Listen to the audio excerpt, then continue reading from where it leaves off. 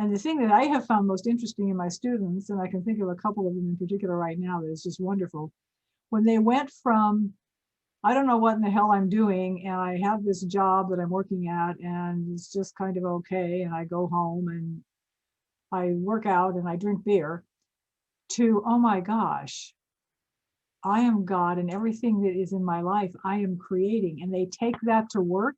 Not that they're walking around talking about it, but they take that attitude. They've gotten raised up in salary. They've gotten raised up in position. They've, in many cases, chosen a different job that is much more self-enhancing. So many things happen. It's once you open the door to being who you are.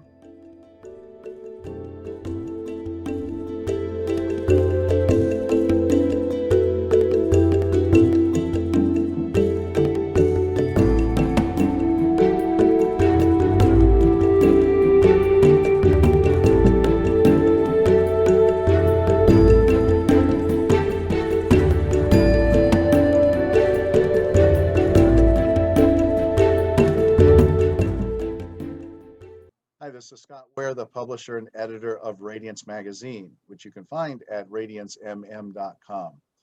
And this is interviews on the Expansion Network. And I have with me TONI PETRONOVICH. Is that right? Good work, Scott. Good work. I've known you for a long time, and then of course we didn't talked for a lot of years, and I didn't quite remember, but actually you have a longer name, that you're a master teacher, and we're going to get into the IM and breathing techniques and how to thrive in these interesting times.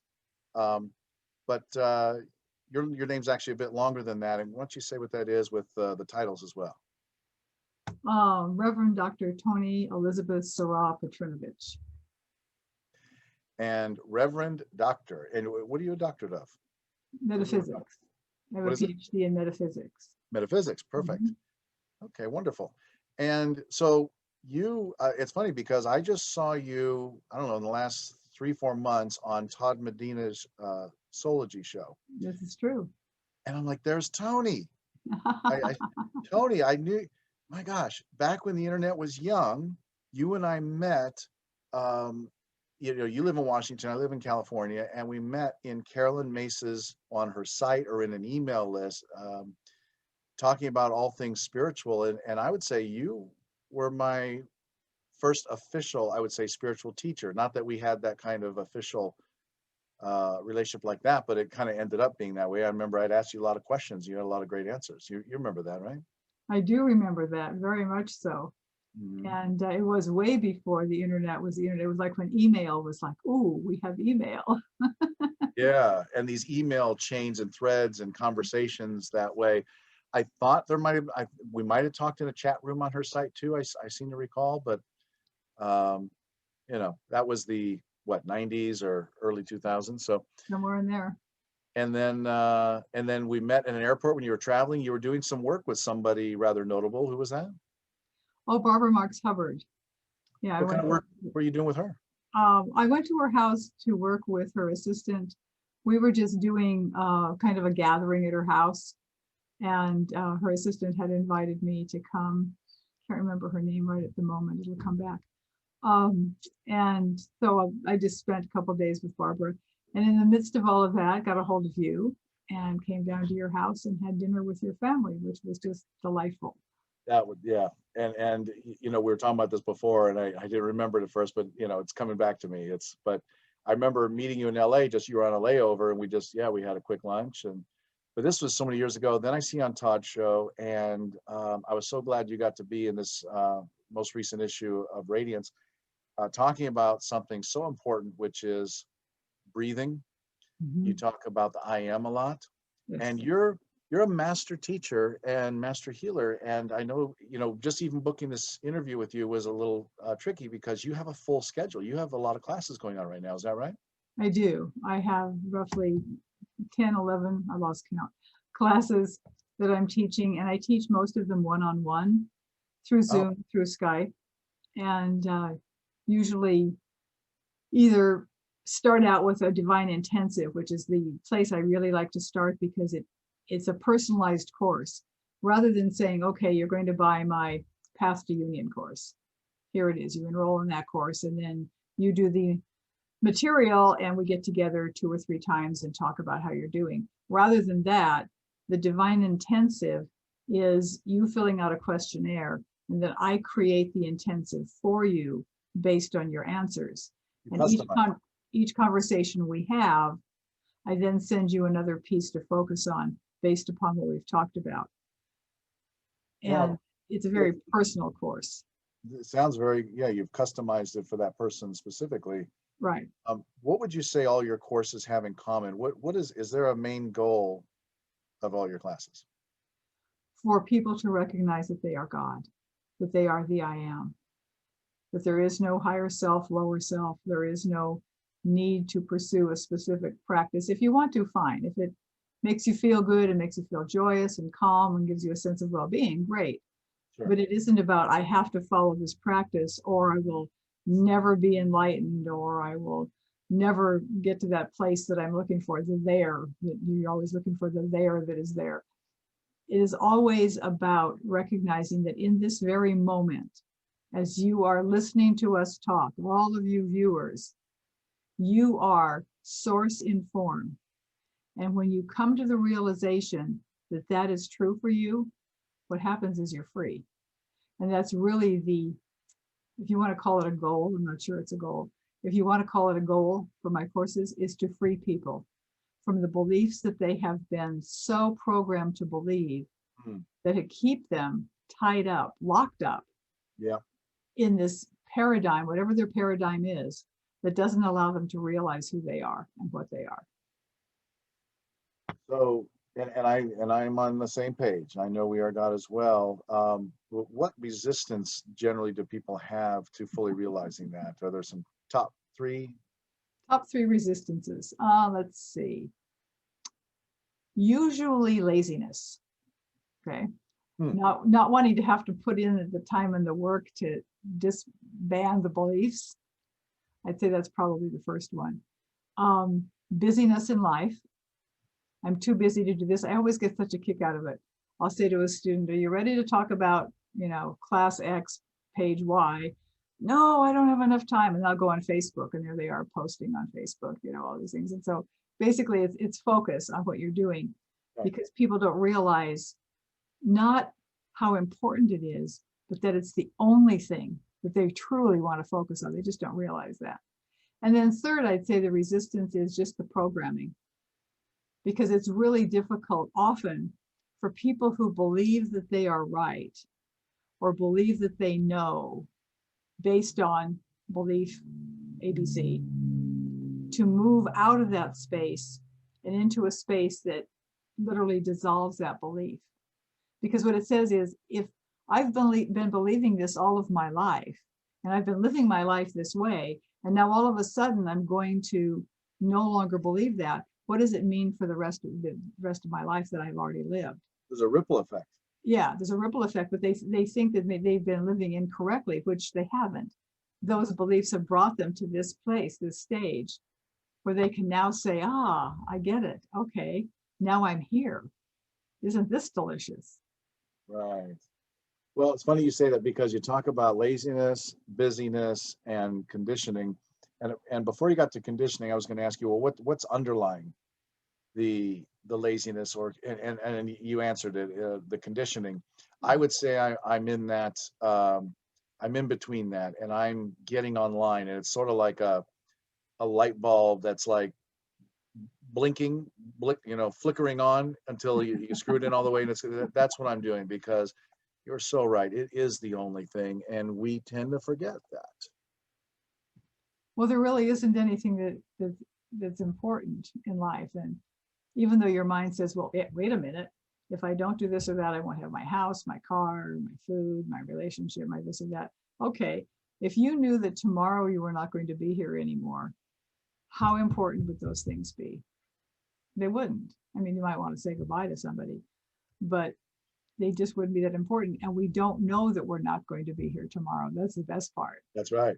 Yeah. Right. Well, you say the best part. So is that sort of like when people are on their deathbed and they have they just are very clear about what's important. Oh yeah, definitely. Because nothing else makes any difference anymore. Why would it? You're going to leave it, no matter what your belief system is. Exactly. It doesn't make any difference whether you believe you're going to heaven, you're going to be spirit, or you're going to hell, or you don't know what you're going to do. There's still this realization that all these things that you have called important, that you think are, the end all and be all of your life, aren't going to be there anymore. So now where do you want to place your focus? What do you want to focus on? And how important is breathing and all of that? I know you're a big proponent of good breathing. The breath is the inspiration of our life, if in both ways. We take a breath in, that's an inspiration. We breathe out, that's an exhalation. When you breathe in, you are breathing in everything that's in your room, your environment, your block, your city. When you're breathing out, you are breathing out you. Now, when you take that next in breath, you're breathing out what you have just breathed out into that environment. What do you want that to be? What do you want to breathe out so that when you inspire, when you take that next breath, you're breathing that back in? Is For it? me, to answer that question, I want to breathe out the belief of separation. Okay, then stay in separation. That's just it. There's no judgment. So you're saying you want to breathe out into the world separation? Is that what you're saying? Oh, no, I'm sorry. I want to get rid of from me Oh, the you belief want- of separation. I see. Okay. You do it. Yeah. Okay. No, I want to breathe out to the world joy and love and peace. Right. So you have to be that. You have to physically be that in your body. You have to feel it. Hmm. So that as you are exhaling union, joy, peace, harmony, whatever it is. Sure. Realizing always, this is a big one, that your joy, peace, harmony is not the same as somebody else's.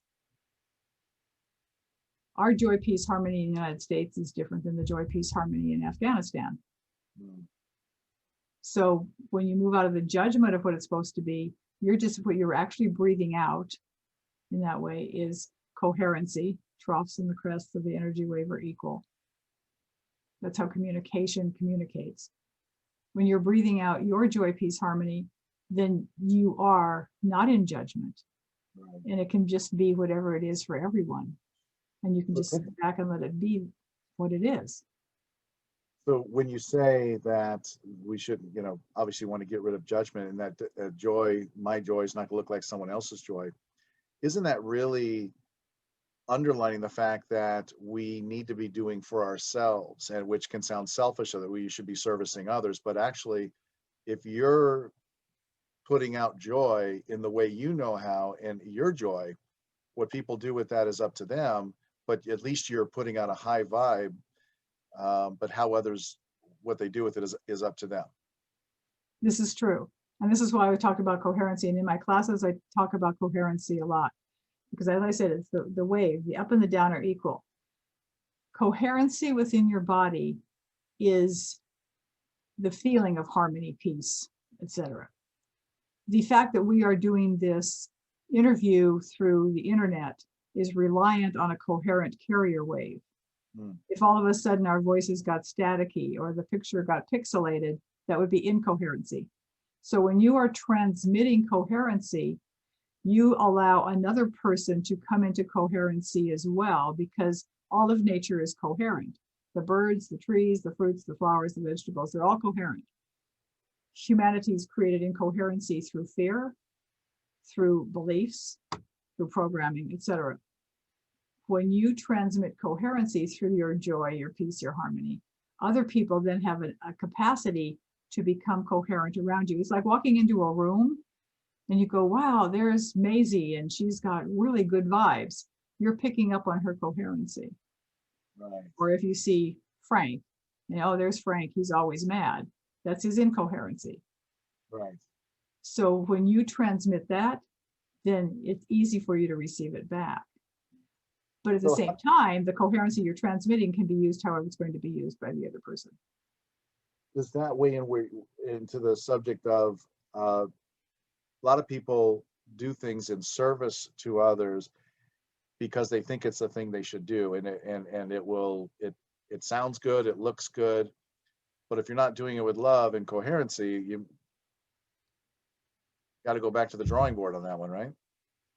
Right. And I always tell people that everything that they do in service is to benefit themselves. Always. It's always, everything's always personal. And I told this to a man once, and he was very upset by that statement. Sure. And he said, that's not true. And I'll tell you why I know. The man next door got really, really sick. And I don't even like him, but he has nobody in his life at all. And I went over there for a week and I took care of him every single day. And finally he got well. And I hated doing that. How is that benefiting me? And I said, oh, easily benefiting you. Because if you hadn't gone over and done that, you would feel worse about yourself than the fact that you went and did it. You feel so good about yourself that you're telling me all about it. Yep. So it's always a personal benefit, not to say that the person didn't get benefit from being taken care of course, whatever the service is. But when we realize it's for our own personal benefit, then we can say, okay, why am I really doing this? Well, what I love is your intuitive abilities, or your just your ability to pick up on. You didn't take the bait on what he said. You listened to the deeper part, because he said, I didn't like it, but the fact is you got that he did it at a deeper level. And that's because I always teach people to ask questions. If it wasn't apparent to me, which it was, what was going on, sure, I would have asked him questions. Asking questions. In fact, on November 14th, I am doing a Zoom conference call.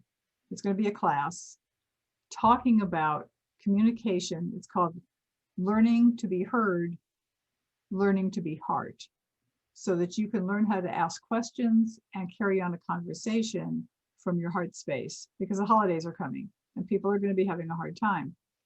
Asking questions will always, always, always take you to the bottom of what's going on. I got an email yesterday from a student who said, long email, and I'm not going to quote it all, but the long email was all about all of these beings, St. Francis, somebody else, Kimura, some master Kimura, blah, blah, blah, and who they were in their lifetime and how they had traded souls and where they, and he just went on and on and on and on. And he wanted me to comment on this and tell him how that all happened.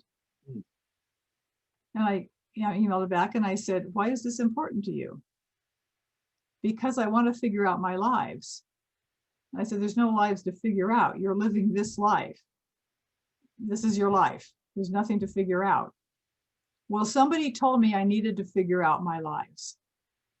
Okay, now we're at the bottom of why I got this long email.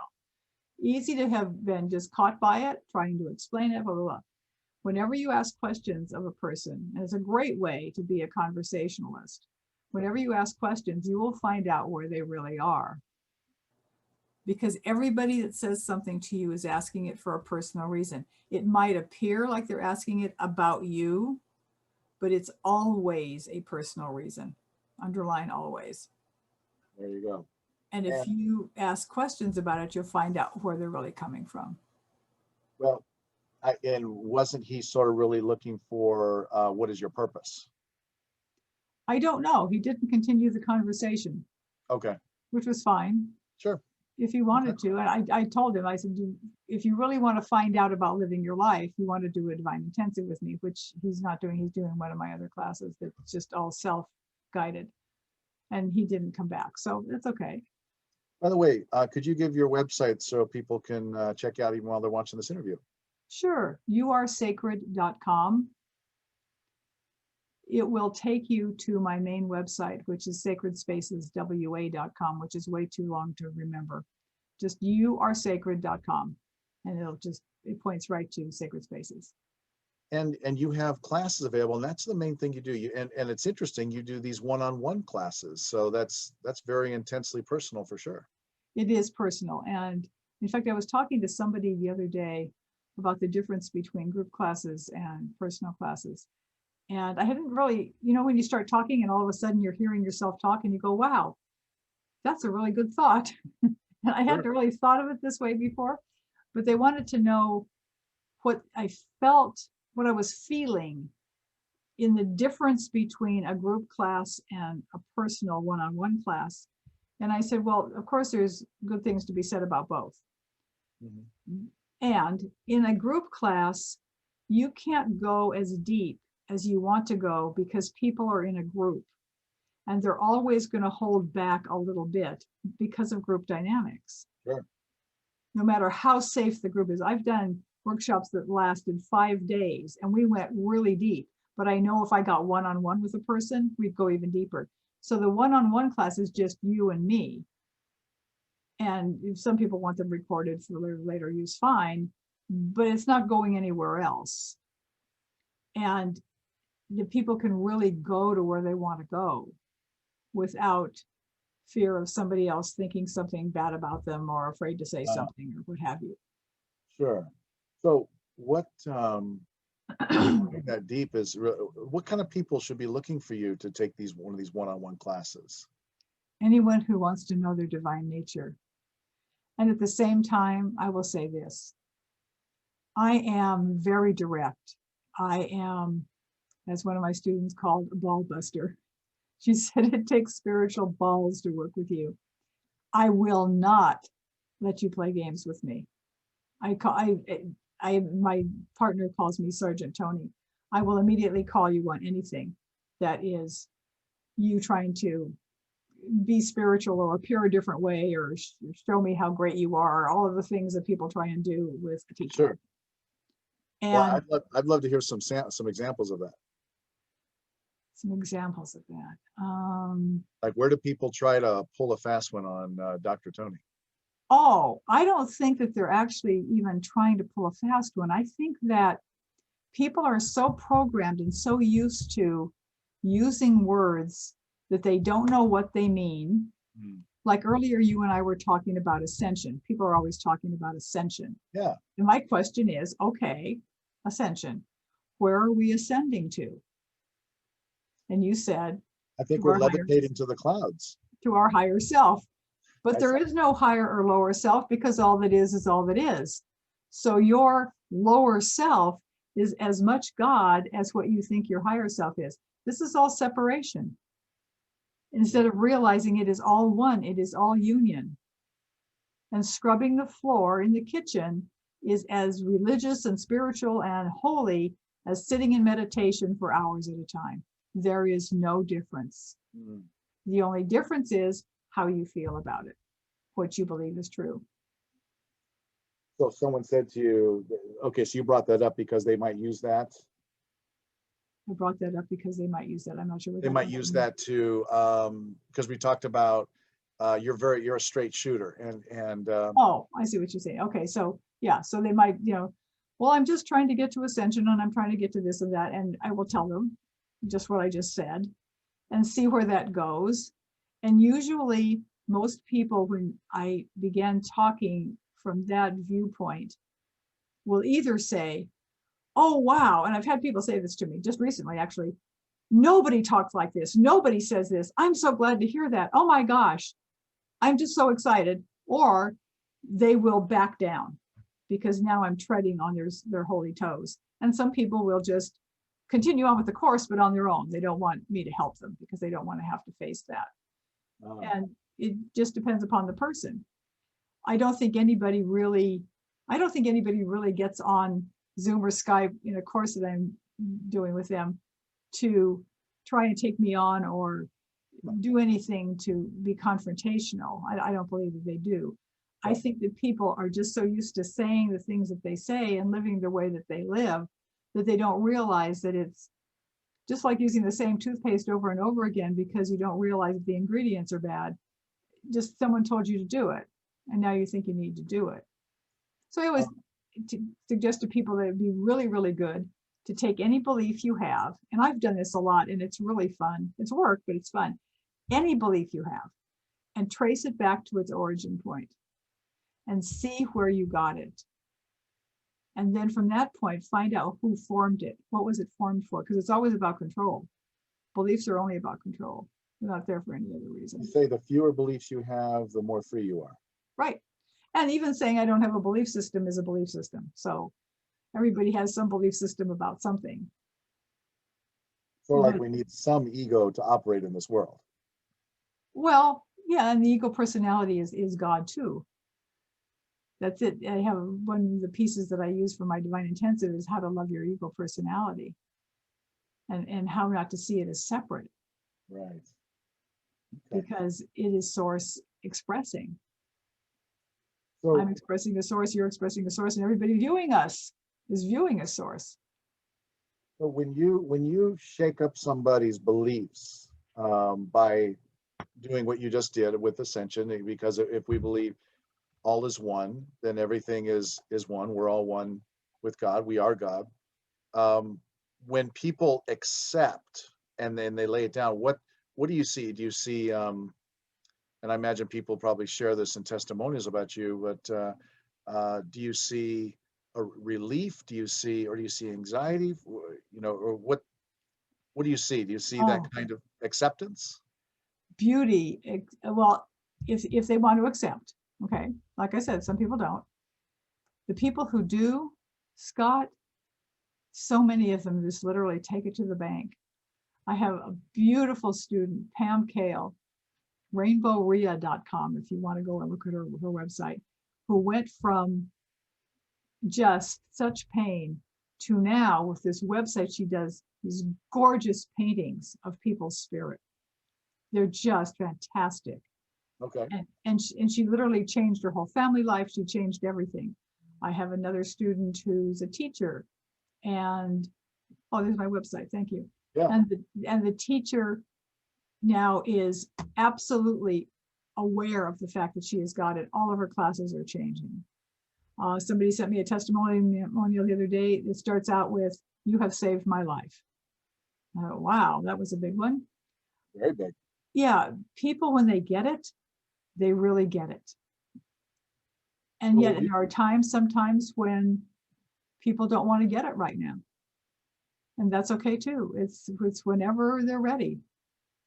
And maybe in this lifetime, maybe in another lifetime. Sure. How is the I am different from source? Why do you use that phrase as opposed to anything else? Because I like it. There's no difference. Uh, I like I am because it is so neutral. Source works, but source also makes you feel like creator, like a source of something. yes. And when I teach, what I teach is I am is, and that which you would consider creator emanates from I am itself. And it's really hard to use words to describe what we're talking about today because words just don't work, but we need them to express. So Well, if I am is everything, then an aspect of I am is creator, and creating this dimension, other dimensions, this universe, all the many universes there are. Universe is one verse. All the verses right. that exist are created through creator, which is an aspect of I am. That's the easiest way I can express it. Well, you mentioned something about it's difficult to talk about these things in words. How much of your lessons are energy transmissions or even light language and that sort of thing? Advertise that way or consciously or just happening? Which way do you mean that? Just happening, because I would think if it's difficult to express in words that you would do it in any way. And of course, I imagine healing is probably a part of it, where I know you do remote healing. I do. Every conversation we have, this conversation is an energy transmission. Yes. I don't advertise it that way because it begins to make people feel very woo-woo, and I don't want to go to woo-woo. We just get caught up in that. I want people to really do the work they need to do to understand what they are. And as I'm talking to them, as I'm looking to them, one thing I do say always is that I will mirror God to you. When you look into my eyes, you will see God. And I will mirror that God back to you, always, always. And that's why I don't let people quote unquote, play games, because that's keeping them from seeing that Godhead. And that's what I want them to see and understand in themselves. I love that. Okay. The classes that you're teaching now, can you talk about the range of subjects that you're covering, that you offer? Okay, it was a divine intensive. Then I teach a class on metaphysics, which is really a foundational course for all my other courses. It's one of the first courses that I created. It's 12 lessons on literally how this world works through spirit. And meta means beyond. So it's beyond physics, so to speak. I like to think of it as an underpinning underneath physics. Okay. I have one on the path to union, which is, it's kind of a dual class. It's one that a person can use to come to a better relationship with themselves, or it's one that a couple can use or two friends can use to come to a better understanding in their relationship. Divining your truth is literally teaching you how to receive information from within the cosmos, so to speak. Because I do spiritual readings, and people have always said, I wish I could do spiritual readings. So I created a course that, okay, if you want to be able to get information that isn't just in your mind, here's the steps you need to take. And that's divining your truth. I've got one on the audacity of your intention to teach you how to use intention. Trusting aloneness so that you're okay being alone. Relief from belief is all about shattering beliefs. Sure. Let's see what else. The art of creation, which is one of my newest classes. When all this COVID happened, I decided the art of creation needed to be created because people are trying to recreate themselves.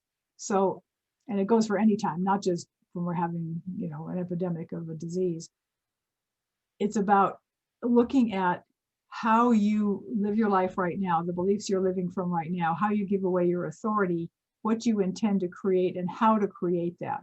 And that creation could be a physical creation, like a business or a dress or a garden, or it could be a whole new way of being, depending upon how you want to be in your life. What do you recommend to people who are wondering, who are thinking, well, maybe I'll check out Toni's site and see what class she has, or read the testimonials and the class descriptions. But what would you recommend to people who are almost getting there? What kind of stock should they take of themselves? If they were to write something down in a journal, what questions might you recommend they ask themselves? Why do you believe what you believe? Go back to tracing your beliefs. What benefits you get from those beliefs? There's always an underlying benefit from anything. Aren't most beliefs though kind of invisible to us, if you know what I mean? Like they're just so Oh, apart. Like, yeah. Yeah, they're givens. Everybody knows that. My mother used to say, 1,000 Frenchmen can't be wrong, because she was French. Well, 1,000 Frenchmen can be wrong. Yeah. There's just so many things that are givens. This is the way it's supposed to be. This is the way it is. Depending upon what country you're raised in, what religion you're raised in, what your family was like, everybody's givens are different. But there's this underlying current of how it's all supposed to be.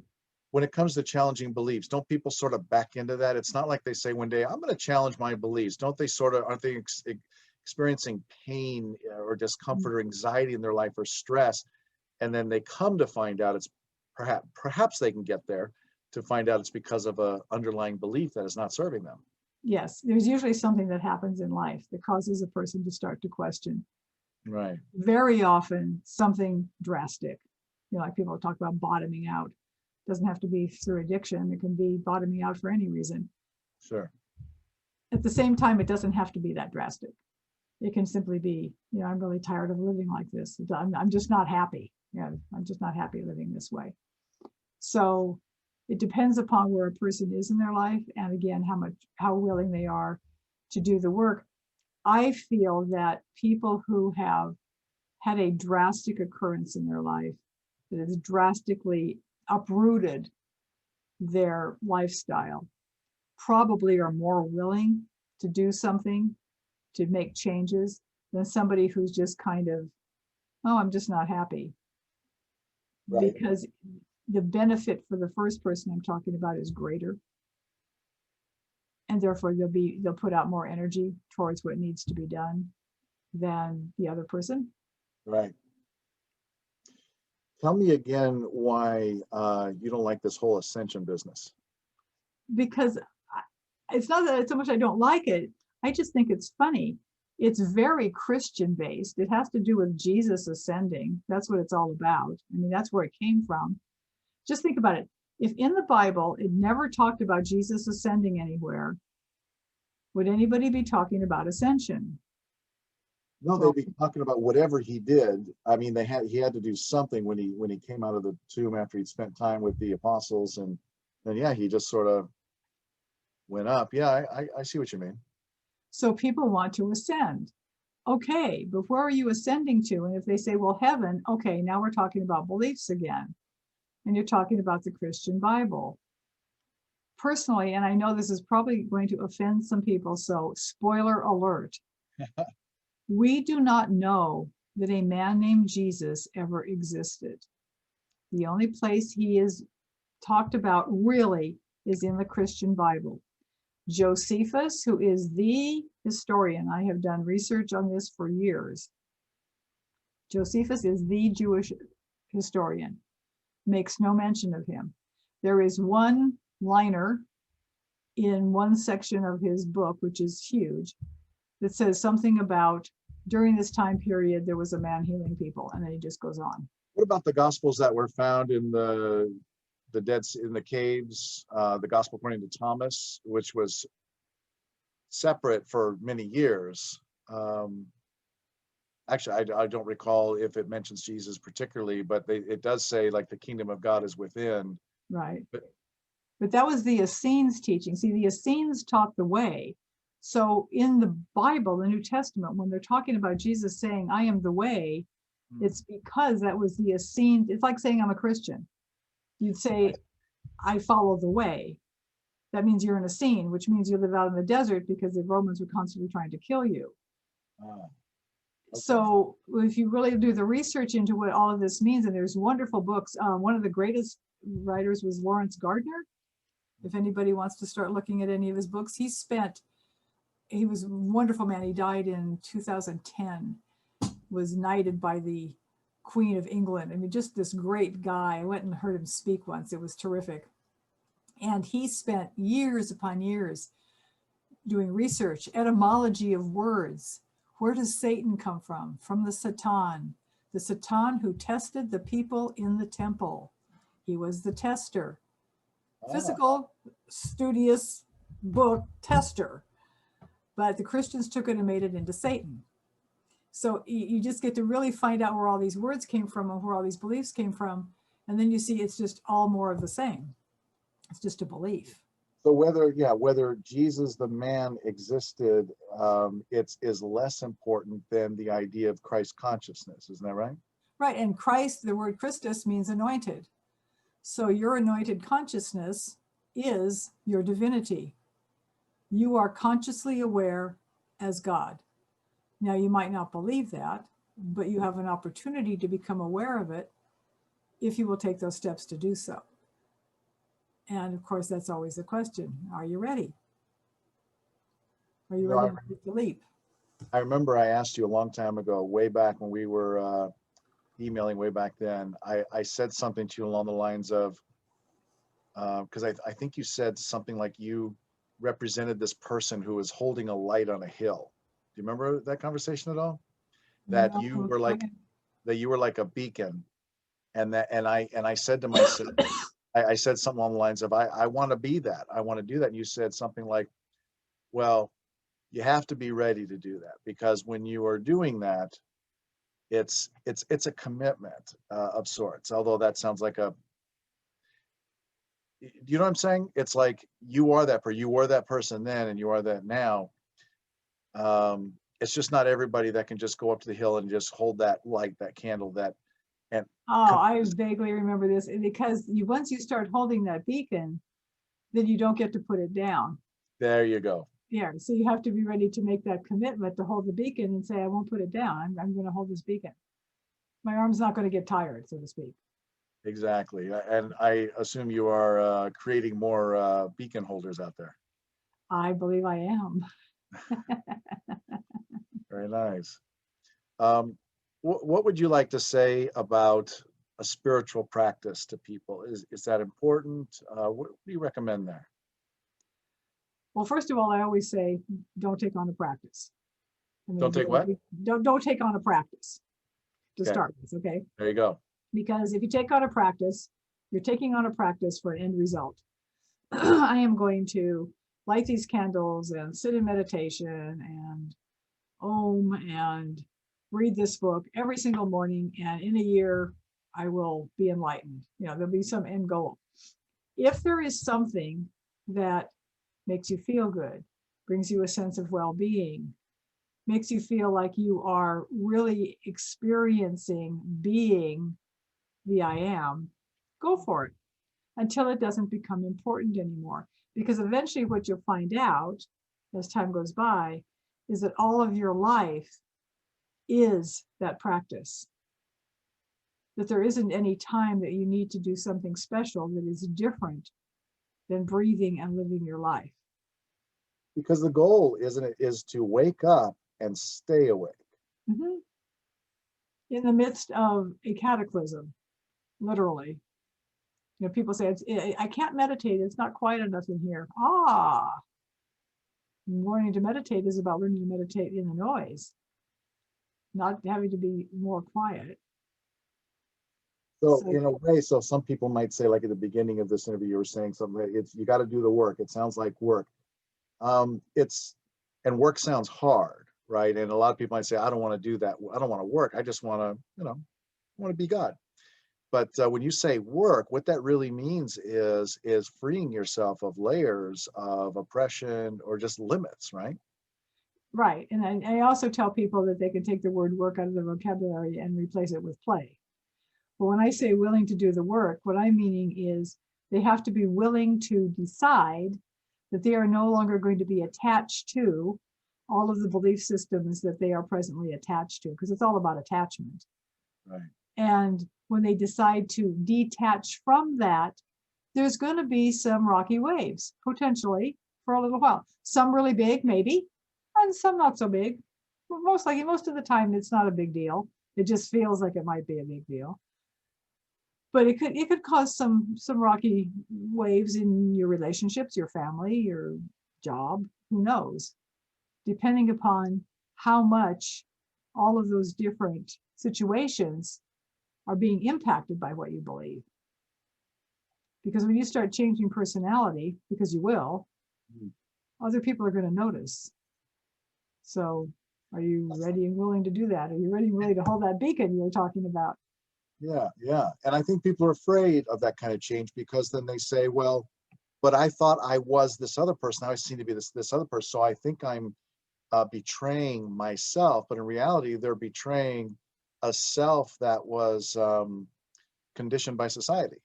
Right. And it's not their quote unquote real self, so to speak. Right. It's not the being that they want to be. And the thing that I have found most interesting in my students, and I can think of a couple of them in particular right now that is just wonderful, when they went from, I don't know what in the hell I'm doing, and I have this job that I'm working at, and it's just kind of okay, and I go home and I work out and I drink beer, to, oh my gosh, I am God, and everything that is in my life, I am creating. And they take that to work. Not that they're walking around talking about it, but they take that attitude. They've gotten raised up in salary. They've gotten raised up in position. They've, in many cases, chosen a different job that is much more self-enhancing. So many things happen. It's once you open the door to being who you are. We gotta, I mean, we're so surprised. Yeah, oh my God, I'm God and I'm creating, and those, we gotta change that expression to, oh me God. Oh my God, yeah. Exactly. Well, that, And yeah, go ahead. I was going to say, and that's really the end result for everyone. That's really what they want. Well, that is a beautiful note to end on, because I have a feeling people are going to be interested in seeing and looking at your website. Go, what is the website again? youaresacred.com. And the final question, let's just go with that. Why am I sacred? Why are you sacred? Well, because of what the word sacred means. It means that you are divine. You are the I am.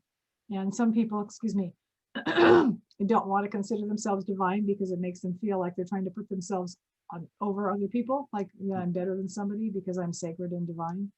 Yep. Everyone is sacred and divine. So when you realize that you are sacred and everyone is sacred, then you're in union in that sacredness, and that is the I am. Beautifully said, Master Teacher Toni Petronovich. Thank you, Scott. Thank you very much. It's been wonderful to be with you again after all these years. I agree. Yes. Thank you for doing this interview, for being in Radiance Magazine.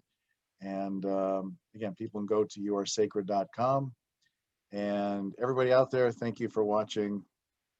Namaste. Thank you, Toni. Namaste.